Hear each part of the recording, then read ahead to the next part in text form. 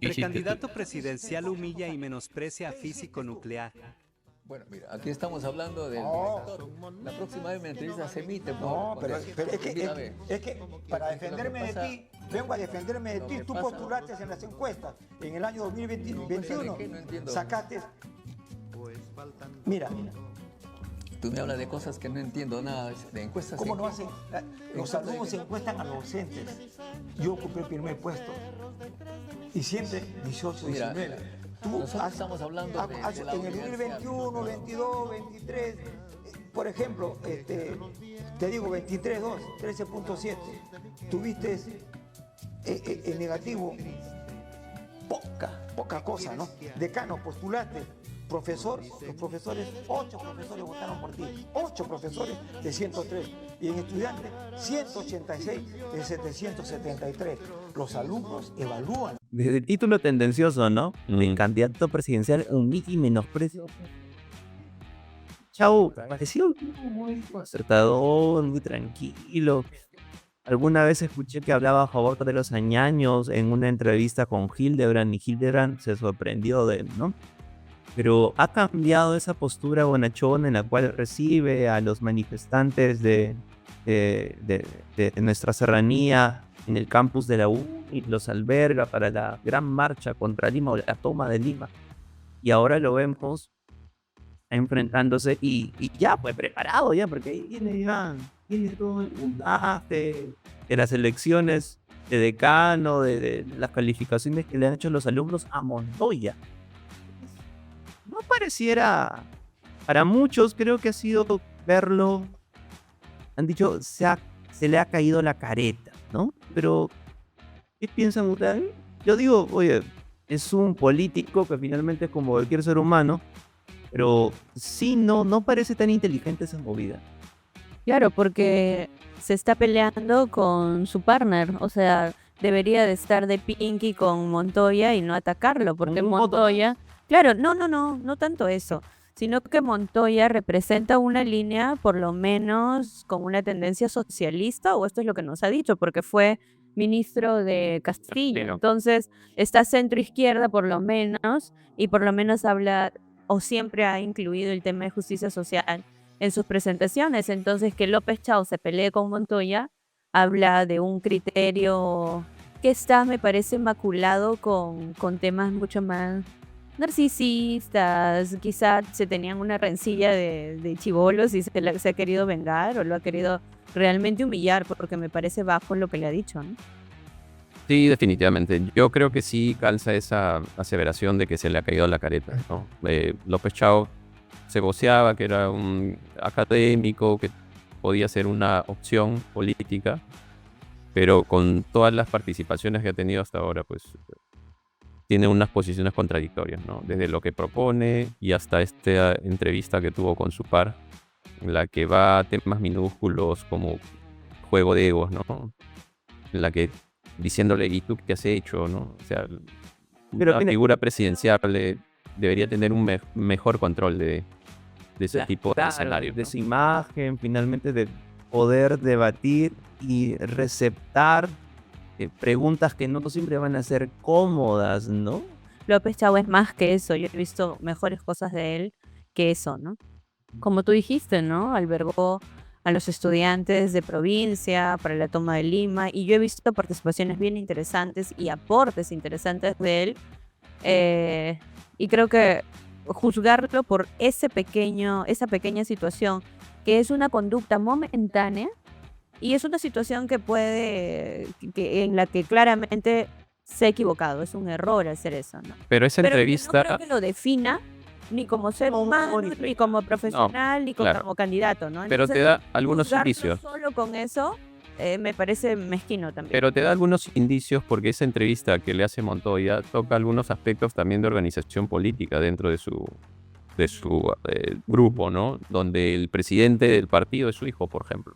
Entonces Montoya le dice, oye, pero ¿no sería una mejor forma o una manera de dar una imagen más positiva que tu hijo no esté ahí, o al menos que no tenga una posición privilegiada dentro del partido? Y López Chao defiende eso, ¿no? Y comienza a citar algunos partidos donde sí había esa línea y los familiares estaban como que integrando la comitiva, pero es válido, pero él no recibe críticas. O sea, es como Pero si creer hablamos que de todo lo que culpas, hace está bien, ¿no? que el hijo es presidente del partido, entonces, ¿qué decimos del señor Acuña? ¿Qué decimos de la señora Keiko Fujimori? Que solamente es candidata porque tiene el apellido Fujimori. Y del señor Acuña, que tiene su hijo también, que es congresista todavía. ¿Qué decimos sobre eso? Claro, o sea, pero los pecados de otros no te hacen santo, ¿no? Entonces la observación de Montoya fue cordial, fue crítica, es decir, ¿no sería mejor que tu familiar, como haciendo una diferencia de las otras formas de los partidos, pero él lo tomó como algo, como un ataque, ¿no? Pero la Si los demás lo hacen, yo, observación ¿por qué no? Algo Me así. parece que hay que evaluar a todos en las mismas condiciones ideales, y es cierto que ningún familiar pues debería estar en los partidos, pero qué no? estoy seguro que eso están. yo Bueno. pienso diferente. Ajá. Lo que debería de evaluarse es si el hijo reúne las condiciones para estar ahí y no solamente juzgarlo porque sea su hijo. O sea, si es su hijo y reúne las condiciones, está bien que sea chévere. ¿Por qué? Porque nadie es profeta en su tierra. Y muchas veces cuando uno tiene una aspiración tan grande como esa, como ser presidente, pues es la familia la que en primer lugar apuesta Puede por ser. ti. Entonces, si quiero ser presidenta del Perú, no voy a conseguir a alguien que de repente quiera hacerme las bases de mi partido, pero quizás sí mi hijo, ¿no? Que va a tener la prolongación de mi legado. O sea, me parece genial que su hijo sea el presidente de su partido. No me parece Entonces, mal. por eso porque no. su hijo es su primer Ya, discípulo. pero entonces no vayamos a Entonces, si ver. tiene un hijo, para terminar, si él tiene un hijo que ha formado desde el hogar y su hijo perpetúa su legado ideológico, excelente, hay que aplaudirlo. Vamos con otra entrevista de López Chau, esta vez con De Pierola. Creo que ahí sí tiene momentos un tanto más mesurados, un tanto más brillantes, como para poner en el crisol completo de quién es este personaje, este nuevo candidato en la política peruana. Proyecto Nación, liberalismo social o socialismo liberal. ¿Usted es un socialista liberal? Sí. ¿Cómo convergen esas ideas? Porque parecen ser un poco contradictorias. Socialismo liberal. Aparentemente contradictorias, ¿no? Pero antes le quería poner el ejemplo de la hidroeléctrica de Machu Picchu. Está en el registro de todas las empresas, la FONAFE, todas las ISOs y con rentabilidad. Y es del Estado, lo cual significa que no todo lo del Estado es malo y no todo lo privado es bueno, ¿no? ¿Petroperú es bueno o malo? Yo creo que en caso de Petroperú habría que tener una economía mixta conducida por los privados, pero con acciones de los trabajadores. Pero ahora voy a ir a su pregunta, porque parece que se confunde algunas cosas. Yo soy seguidor de Norberto Bobbio, el erudito italiano que es el más grande crítico de los estados comunistas que fenecieron con la Unión Soviética. El concepto de él, que está en los clásicos, era que, a ver, el socialismo originalmente fue visto como la mejora del liberalismo y de la democracia, no de crítica a ellos. ¿Cómo que no de crítica? Claro, reconocieron a Adam Smith, a David Ricardo, que no eran ni comunistas. Y ¿El socialismo reconoce a Adam Smith? ¿El socialismo reconoce al liberalismo de Adam Smith? ¿El socialismo? A ver, cuando Marx escribe El Capital, recoge a Adam Smith. ¿Para criticarlo? No, señor, para... Yo veo que hay contradicción en sus planteamientos. Es una dicotomía el liberalismo con el socialismo. Eso es indiscutible.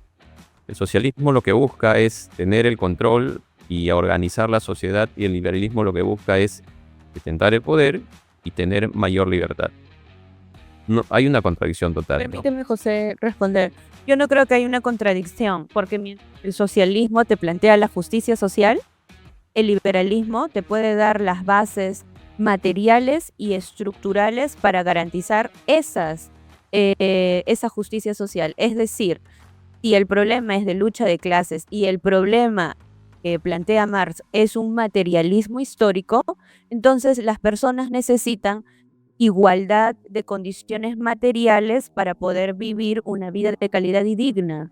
Por lo tanto, esas condiciones materiales te las garantiza el liberalismo, te las garantiza el capitalismo, te las garantiza, porque gracias a él que funcionó y funciona, pero que debemos superarlo porque no hay justicia social. Si nosotros utilizamos los recursos del capitalismo gracias al liberalismo, podemos garantizar las condiciones materiales si hay una correcta redistribución de la riqueza, pero eso es lo que no hay.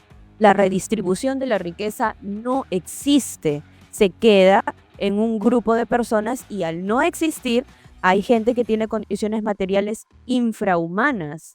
Y esa es la crítica que hace Marx al capitalismo. Pero no se dan cuenta finalmente que los tres pensamos lo mismo porque detrás de cámara estamos peleándonos y todo, pero finalmente, o sea, el capitalismo works, o sea, funciona, ¿no? O sea, funciona realmente.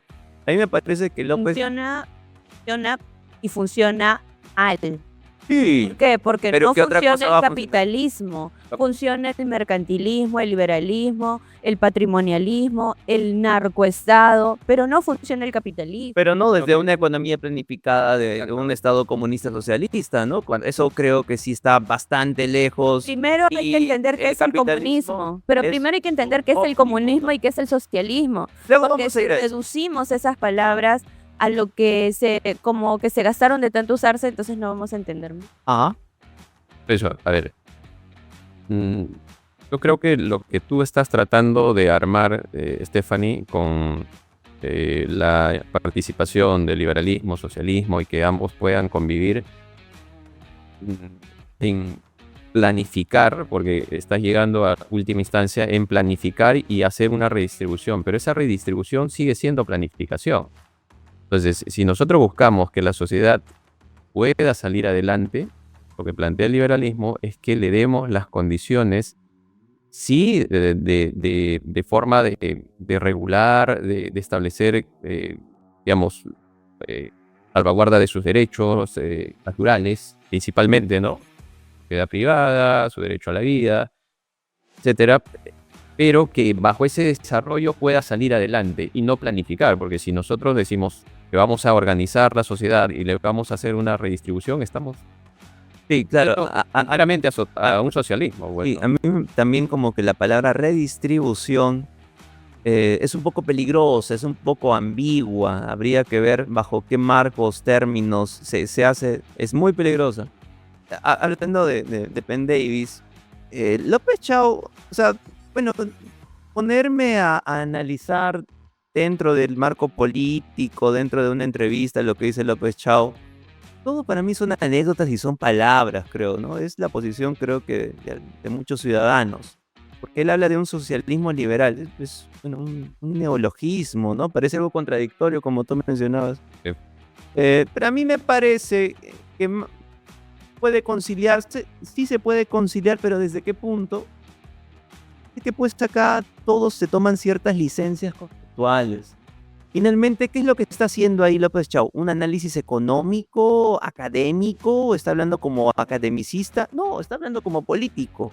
Entonces, él sabe perfectamente que hablar de liberalismo en el Perú, o hablar de derecha en el Perú, o hablar de libre mercado y capitalismo sin ningún tipo de control, no es popular. No es algo popular. Él es un político. Eso hay que interpretarlo, ¿no? Es una persona, en ese momento es un agente emisor político, ¿no? Entonces se toma licencias conceptuales y como que quiere crear una mutación entre sus afiliaciones de izquierda, que dentro del concepto general de las personas siempre está más cerca del pueblo, y el liberalismo, que finalmente funciona el capitalismo, funciona el libre mercado. Steph también, por ejemplo, que lo ha mencionado también. Los tres no funciona el capitalismo. Mal, de mi parte sí, igual. Funciona malísimo, malísimo, malísimo. Pero eso es mucho mejor a la posibilidad de una economía planificada, de un socialismo o de un comunismo que a la fecha no funciona. ¿Por qué no funciona un socialismo? Lo que yo planteo es que sí funciona. Y funciona en China. ¿Ah? Es potencia mundial. ¿Cómo funciona? Gracias al socialismo tenemos la participación con autoridad de parte del Estado para evitar los excesos del mercantilismo del capitalismo. Perú no hay y por eso pasan situaciones como las de Patás.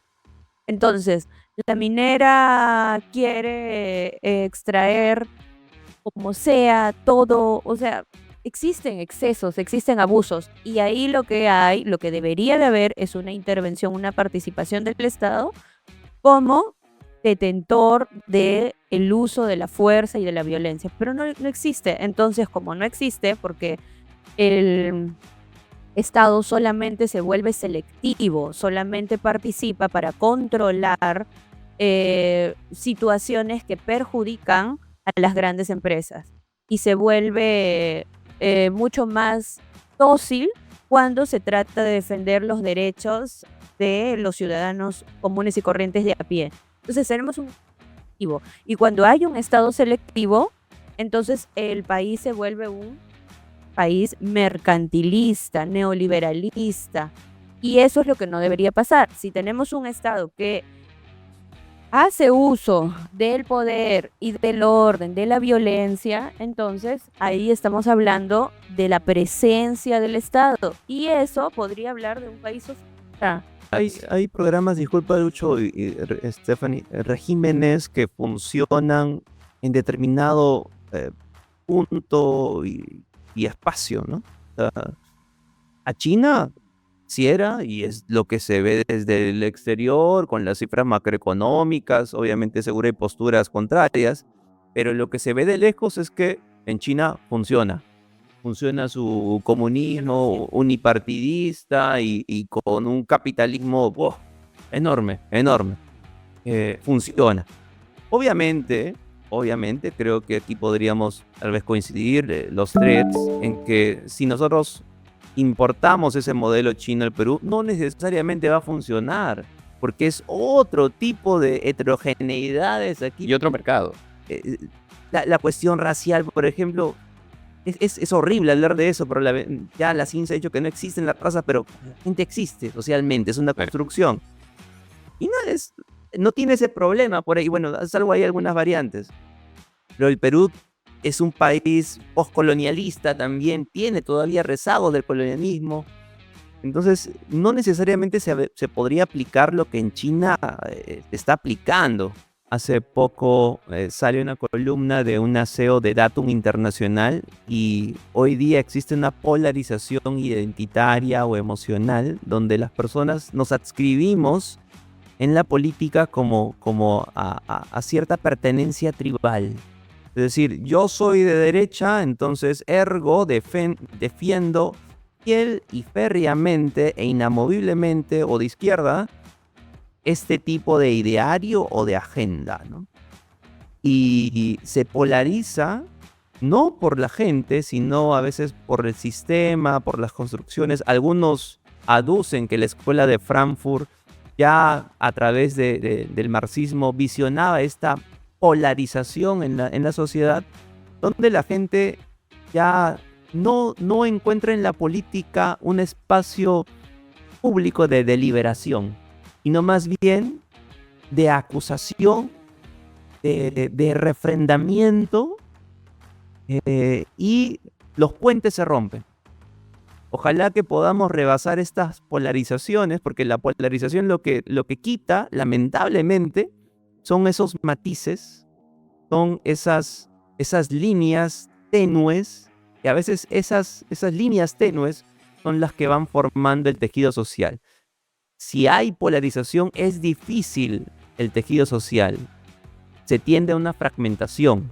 Ojalá que podamos llegar a eso. López Chau, por ejemplo, ¿no? Parece ser, él busca, es por supuesto solamente una postura de que yo veo que él busca apuntar a los dos mercados, sí, socialistas y liberales. Entonces busca quedar bien con todos.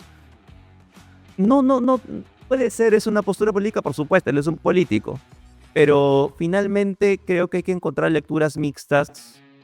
China tiene cosas que hay que resaltar, está invirtiendo fuerte en nuestro país, eso no hay duda, pero también hay cosas que no están funcionando.